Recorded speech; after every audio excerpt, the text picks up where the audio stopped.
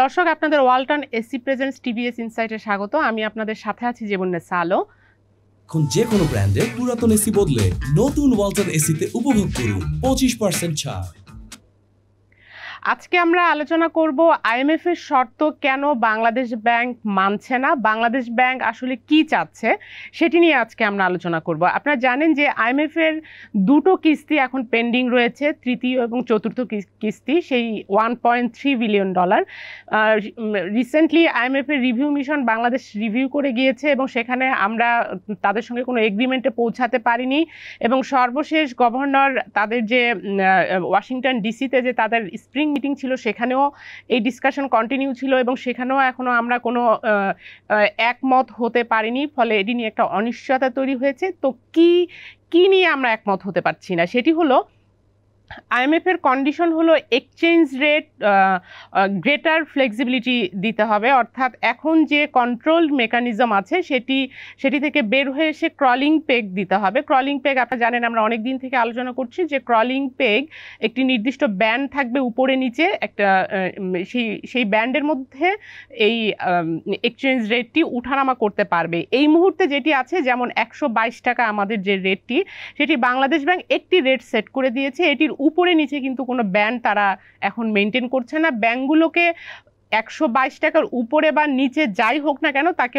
Officially কিন্তু show করতে হচ্ছে 122 টাকা, বা যে কোনোভাবেই হোক তাকে কমে বেশিতে কিনে এভারেজে তাকে 122 টাকা দেখাতে হবে বা 122 টাকাতেই থাকতে হবে। কিন্তু মার্কেট ডিমান্ড আপনারা জানেন যে কোনো সময় এটি পরিবর্তন হতে পারে, এটি 122 টাকার নিচেও নেমে আসতে পারে, এটি 122 টাকার উপরেও চলে যেতে পারে, সাপ্লাইয়ের উপর ডিপেন্ড করে। তো যেটি আইএমএফ চাচ্ছে যে এই রেটটা যেন ডিমান্ড এবং সাপ্লাই এর বেসিসেই করা হয়, যেটি এখন আমাদের যেমন ইন্টারেস্ট রেট আছে, ব্যাংকের ইন্টারেস্ট রেট, ডিমান্ড এবং সাপ্লাই, ব্যাংকের যত টাকা আছে, যেই ব্যাংকের যেরকম টাকা আছে, লিকুইডিটি আছে, সেই অনুযায়ী সে তার ইন্টারেস্ট রেট ফিক্স করে দেয়।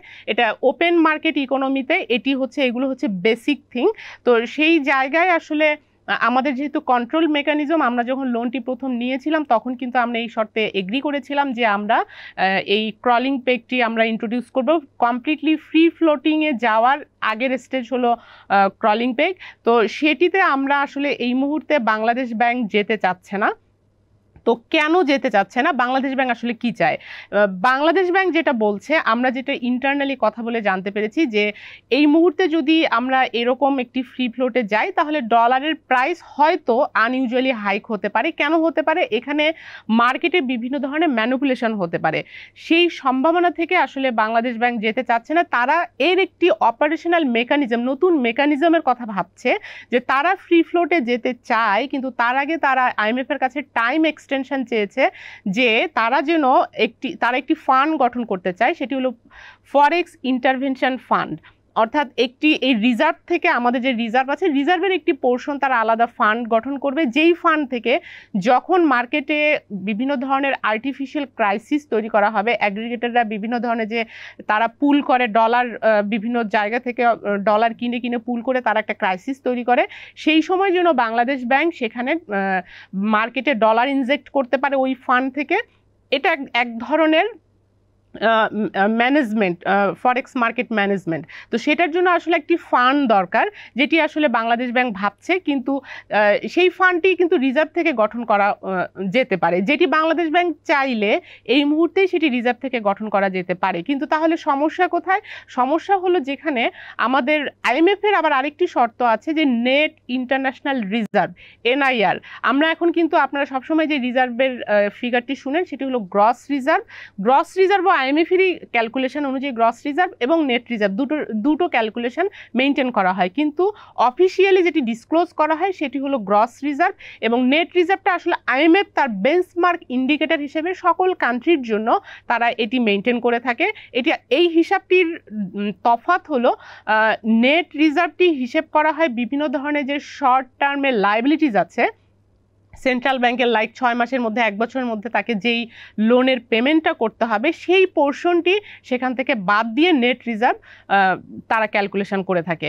তো সেই যে আর গ্রস রিজার্ভ হলো যে এই সকল কিছু মিলিয়ে গ্রস রিজার্ভ, এই যে যেই শর্ট টার্ম লোনটি তারা হিসেব করছে সেটিও কিন্তু রিজার্ভের একটি পার্ট, যে কারণে এটি অফিসিয়ালি আমরা গ্রস রিজার্ভ ধরি, যেটি এখন আমাদের আছে 21 বিলিয়নের উপরে আছে আমাদের গ্রস রিজার্ভ। সেটি কিন্তু যে কোনো দেশে ইন্টারন্যাশনাল যেই মাপকাঠি সেই অনুযায়ী কিন্তু আমরা প্রায় 4 মাসের ইম্পোর্ট কাভারেজের সমান আমাদের রিজার্ভ আছে, যেটি যথেষ্ট।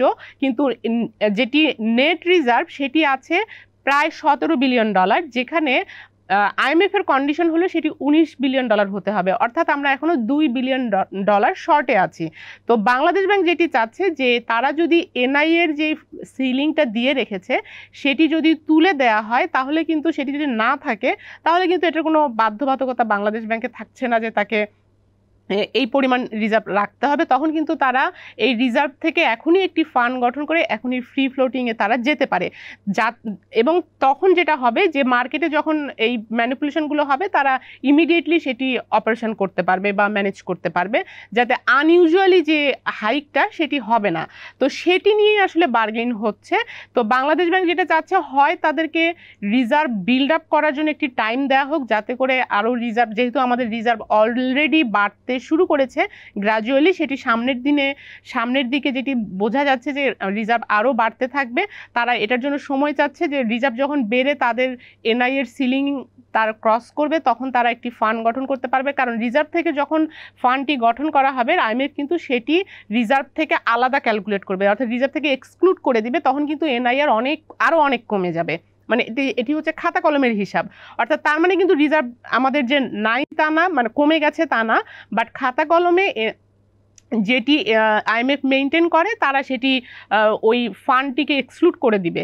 যে কারণে আসলে বাংলাদেশ ব্যাংক চাচ্ছে হয় তাদেরকে রিজার্ভ বিল্ড আপের জন্য টাইম দেওয়া হোক, অথবা এনআই এর সিলিংটা তুলে দেওয়া হোক, যাতে করে তারা এই যে ইন্টারভেনশন করার যে মেকানিজমটি সেটি প্রপারলি তারা অ্যাপ্লাই করতে পারে। সেটি নিয়ে আসলে IMF এর সঙ্গে বার্গেইন হচ্ছে, এবং বাংলাদেশ ব্যাংক এটাতে এগ্রি করছে না যে এই মুহূর্তে এই ধরনের মেকানিজম ছাড়া তারা আসলে এখানে যেতে চাচ্ছে না।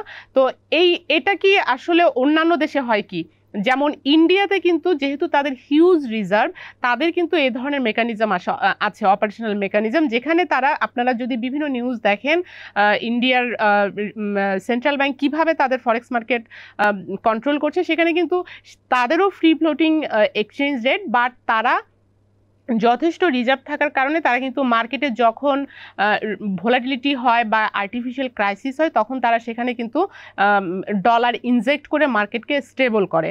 তো সেই স্ট্রেংথটা ইন্ডিয়ার আছে। বাংলাদেশের এই মুহূর্তে এই সিচুয়েশনে আমাদের ওই স্ট্রেংথ, টাইমিং একটা ব্যাপার, যে আমরা যেই রকম একটি 16 বছরের একটি অরাজকতা শেষ করে আমরা এখন যেই অবস্থায় আছি, সেই অবস্থায় আসলে এই সিচুয়েশনে আমরা নেই, সেটি আসলে তারা বার্গেন করছে।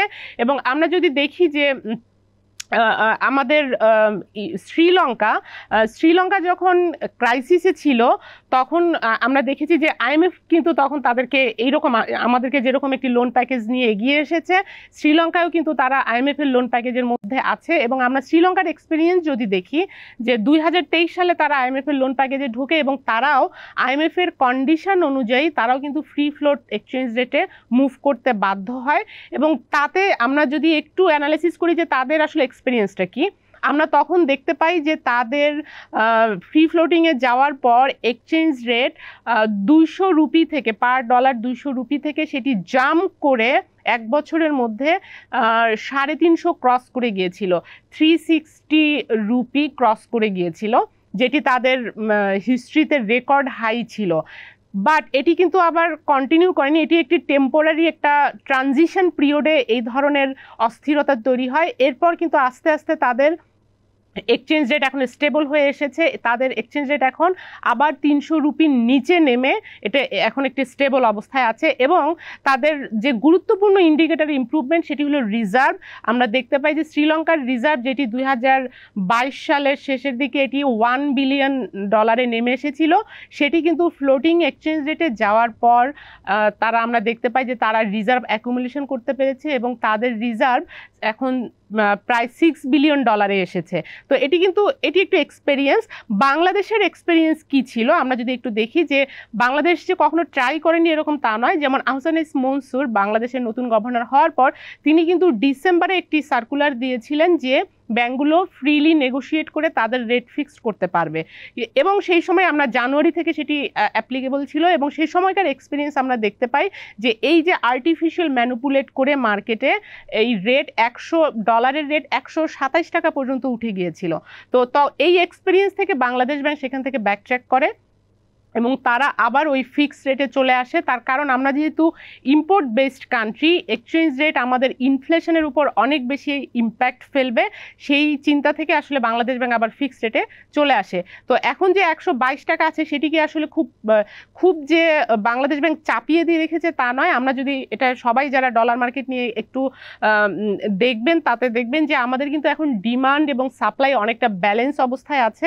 122 টাকায় কিন্তু মার্কেট ডিমান্ডের উপরে আছে, এবং ইভেন আপনারা দেখবেন যে কিছুদিন আগে গত সপ্তাহে আমরা দেখেছি যে ডলারের প্রাইস বরং একটু কমছে, একটু সামান্য হলেও একটু কমতে শুরু করেছে এবং স্টেবল আছে গত 3-4 মাস ধরে। কারণ আমাদের প্রচুর সাপ্লাই আসছে, high remittance, high export growth, এসবের কারণে আমরা, এবং মানি লন্ডারিং সবচেয়ে বড় কথা, যে বাংলাদেশে এই হুন্ডির বাজার সবচাইতে বেশি থাকার অন্যতম কারণ হচ্ছে মানি লন্ডারিং। সেটি আমরা দেখি 5ই আগস্টের পর কমে যাওয়ার কারণে কিন্তু আমাদের এই মানি লন্ডারিং কমে গেছে। তো সেই কারণে আমাদের রেমিটেন্স ব্যাংকিং চ্যানেলে অনেক বেশি আসছে, যেটি আমরা আমাদের হিস্ট্রিতে রেকর্ড হাই রেমিটেন্স পেয়েছি, $3 বিলিয়ন প্লাস, যেটি মার্চে পেয়েছি। তো এই ট্রেন্ড যদি অব্যাহত থাকে এবং আমাদের রিজার্ভও বিল্ড আপ হতে শুরু করেছে, এটি $21 বিলিয়ন ক্রস করে গেছে, এই অবস্থায় যদি আমাদের চলতে থাকে তাহলে আমরা এনআইআরও বাড়াতে পারবো, এবং তখন বাংলাদেশ ব্যাংক যদি আলাদা একটি ফান্ড গঠন করতে পারে তাহলে সেটি তারা ফ্রি ফ্লোটিংয়ে যেতে পারবে। বাট এখানে আরও একটি কথা আছে, ফ্রি ফ্লোটিং এক্সচেঞ্জ রেটে গেলে এই যে একটা ট্রানজিশনাল টাইম, যেখানে আমাদের এক্সচেঞ্জ রেট অনেক বেশি আনইউজুয়ালি হাইক হয়, যেটা অন্যান্য দেশের এক্সপিরিয়েন্স থেকে, সেই শকটি নেওয়ার মতো সাধারণত দেখা যায় যে পলিটিক্যাল গভর্নমেন্ট এটি নিতে চায় না। কারণ এটি নিয়ে অনেক ধরনের তাদের যে রাইভালরা, তারা বিভিন্ন ধরনের প্রোপাগান্ডা করতে থাকে যে সরকারের ফেইলিয়ারের কারণে এরকম এক্সচেঞ্জ রেট এই জায়গায় গেছে, ইনফ্লেশন বেড়ে গেছে ইত্যাদি এরকম। তো সেই কারণে সাধারণত এই ধরনের ইন্টারিম গভর্নমেন্টে, যেটা শ্রীলঙ্কায় হয়েছে, ইন্টারিম গভর্নমেন্টের সময় যাদের আসলে এরকম পলিটিক্যাল কমিটমেন্ট থাকে না, রিফর্ম করার মতো যথেষ্ট ক্যাপাসিটি তাদের থাকে, তাদের সময় আসলে এই ফ্রি ফ্লোট এক্সচেঞ্জ রেটে যাওয়ার একটি ভালো সময়, যেটি আসলে বাংলাদেশ ব্যাংকও মনে করছে যে এটি একটি ভালো সময়, এবং তারা আসলে এটিতে যেতে চায়, কিন্তু একটু তারা শুধু টাইম এক্সটেনশন চাচ্ছে যাতে করে তারা এটি প্রপারলি ম্যানেজ করতে পারে, যাতে অ্যাগ্রিগেটররা কোনো ধরনের সুবিধা, অনৈতিক সুবিধা না নেয়, যেটির ফল সাধারণ মানুষকে ভোগ করতে হয়। তো এই ছিল আজকে আলোচনার বিষয়। দর্শক, আমাদের সঙ্গে থাকবার জন্য আপনাদেরকে ধন্যবাদ, এবং আমাদের প্রোগ্রামটি যদি ভালো লাগে তাহলে লাইক দিবেন, শেয়ার করবেন।